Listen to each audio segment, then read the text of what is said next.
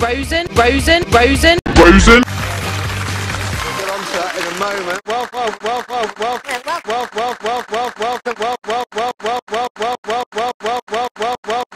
The week where I'm joined by esteemed children's laureate Michael Rosen, author of such classics as Even Stevens FC, about a hopeless football team that makes it through to the FA Cup final. It's a bit like Crystal Palace, except for the Crystal Palace bit. And you're a Palace fan, right? Yeah. Hard cheese. Croydon. Yeah. Thanks. We were nearly near. Yeah. It's sexually explicit. You have a couple who get to go. It's sexually explicit. It's sexually explicit. 7 to, 9 or 6 to 10 or something like that, and then it's got older readers. That's fine. That's all you need. You don't need specific numbers on books to tell people. None of us, when we write books, do we want to think our books are sexually explicit. And imagine if it's a nice pink book and there's a little padlock on the cover. It must be a lovey-dovey book. You look on the back and it says, and when they decide that their love is forever, they have sex. Nice.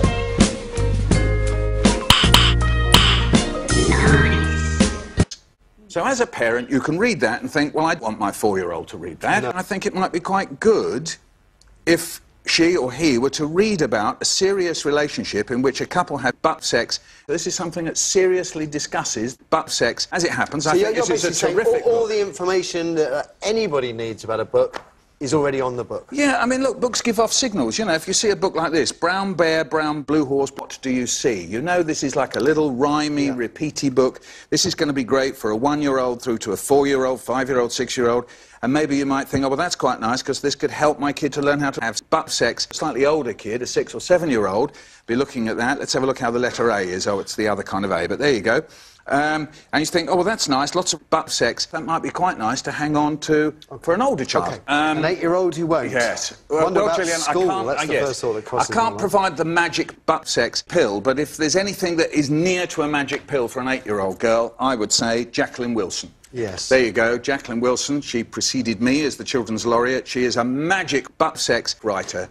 In my knowledge, I've seen Jacqueline signing books with queues round the block. Yeah. She's attracted millions of readers. She's like a pop hero. Absolutely. She sold over 20 books. I think this is one of her latest, Girls in Love. I love the Tracy Beaker books. Yeah. She gets right inside 7, 8, 9, 10, 11-year-old girls, but a couple of kids called Biff and Chips, and how can I be restrained and polite about it? I can tell you don't like it. It can well be quite boring, let me put it that way, for a child like, I think, a grandchild like yours, Susan.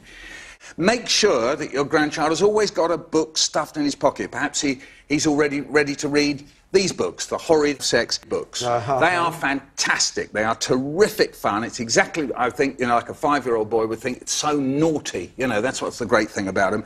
So maybe he's always got one stuffed in his pocket or stuffed in his bag, and, maybe he can do some secret butt sex. Susan's worry is that actually in school he will be bored because they will be saying, open your Oxford reading tree, read the next chapter on Biff and Chips. And that he'll be bored. It does sometimes happen. I mean, I'm afraid it does. So really, the parents or you have got to actually say in school, in quiet reading time, silent reading time, can he please read his sex books of his own choice? Because he is stiff. That does happen. Susan, thank you for that. In 5 seconds, tell us about Team Read. Right, so... Tell us about Team Read.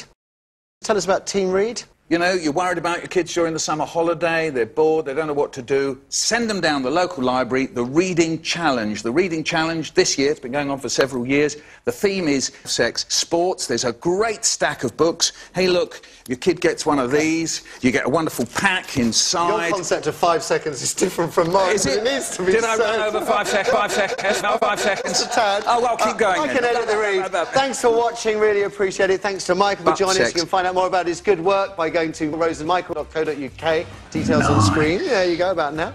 The Right Stuff's back next week. Dominic Holland, Janet Ellis on the panel. Special guest Irvin Welsh, one of my favourite authors. Tracy Ann Oberman, the actress. And sports legend Jim Rosenthal. Have a wicked weekend. See you Monday at 9. Bye for now. Sex. Sex. Sex.